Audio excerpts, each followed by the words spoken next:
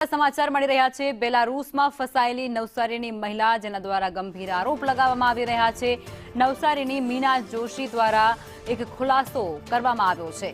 Agent phone કરી અને ધમકી આપતા હોવાનો આક્ષેપ તેમના દ્વારા લગાવવામાં આવ્યો છે।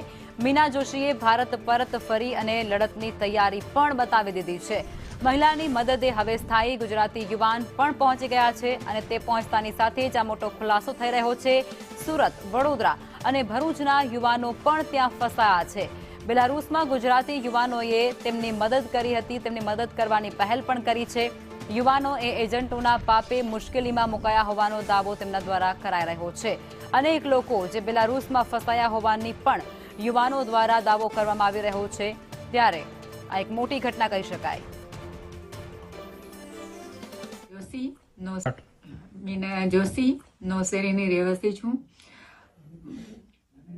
મારે અહીંયા એજન્ટ લોકો મને એવી ફસાવી હતી કે હું અહીંયાથી નીકળી શકતી નથી ને મારે ઇન્ડિયા જવું છે। મને અહીંયા એ લોકો અત્યારે બ્લોકમાંથી નંબર કાઢીને એ લોકો મને ગમે તેમ ફોન કરીને ધમકી આપે છે ને હું બીવાની નથી। હું ઇન્ડિયા આવીને બધું એ લોકોની ઓફિસ પર ગઈને બધું એ કરીશ ને એ લોકો જે મને ઊંધું બોલતા છે મારા માટે કે ડ્રિંક્સ કરેલું આમ છે તેમ છે એવું બધું એ થોડું બી એવું ગલત છે। એ લોકો બધું ખોટું બોલતા છે। એ લોકો જે બધું કહી રહ્યા છે મારા માટે એ ખોટું છે ને હું એ લોકોના બહુ ફોન કરીને એકદમ થાકી ગઈ હતી ને હું ઘરે હતી ને ત્યારે કરેલું એકદમ ડિપ્રેશનમાં આવીને કરેલું હતું। એનું બી હું ના નથી પાડતી, પણ જે મને ટોર્ચર કરતા છે એ લોકો મારો નંબર બી બ્લોક કરી દીધો। એ લોકો મને જે ગાવડામાં નાખી દીધી હતી ત્યાંથી બી મેં એ લોકોને કીધું હું એકલી હતી ઇન્ડિયન।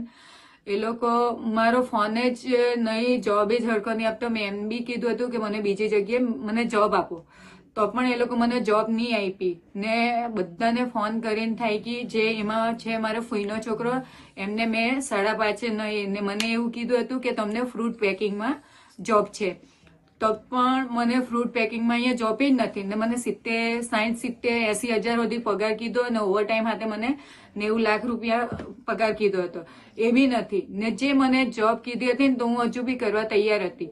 મને મારી એજન્સીનું નામ છે પર્થ ફાઇબર ઇમિગ્રેશન, જે સુરત અડાજણ કેનલ રોડ પર આવેલી છે। એમના ઓનરનું નામ છે અંકિત પ્રજાપતિ। હવે અમને એવું કહેવામાં આવ્યું હતું કે બેલારૂસમાં 60-70 હજાર રૂપિયા પગાર છે અને અહીંયાથી તમને સેન્જન મોકલી દેવામાં આવશે 3 થી 4 મહિનાની અંદર। એ 22 દિવસ કામ કર્યું છે, એ છતાંય મારા એકાઉન્ટમાં 1200 રૂપિયા પગાર આવ્યો છે, જે ઇન્ડિયન કરન્સીમાં આપણે જોવા જઈએ તો અપ્રોક્સિમેટલી 35 થી 37 હજાર રૂપિયા થાય છે। હવે અમે એમને કોન્ટેક્ટ કર્યો તો એ લોકો કે તમે 1 મહિનો કામ કરો, સેલરી આવવા દો એમ કરીને લોકોએ કઈ અમારું એ જ ના કર્યું અને ત્યાં આગળ અમને ના ઊંઘવાનો ટાઈમ મળતો હતો ના ખાવાનો ટાઈમ મળતો હતો। નાની સગડી આપી હતી, આટલી ઇલેક્ટ્રિક એ સગડી પર ખાવાનું બનાવવાનું, તો એના લીધે અમે લોકો પછી ત્યાં આગળ 2-4 દિવસ એ લોકોને કોન્ટેક્ટ કર્યો કે અમને કઈ તમે રિસ્પોન્સ આપો, કઈ કરાવો। એટલે કે તમે કામ કરો, 1 મહિનો કામ કરો, તમારે સેલરી આવશે, પેલું આવશે, આ આવશે, તે આવશે, એમ કરીને એ લોકો ખાલી દાડા ખેંચતા હતા।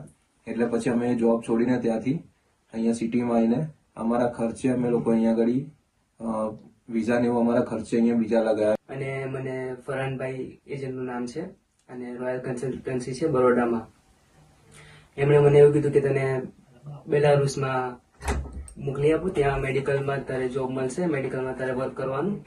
એ રીતે મને અહીંયા મોકલ્યો અને અમારી વર્ક પરમિટ તૈયાર કરી ટેલરિંગના નામ પર નોર્ડિક બીમો બરોડના અંદર।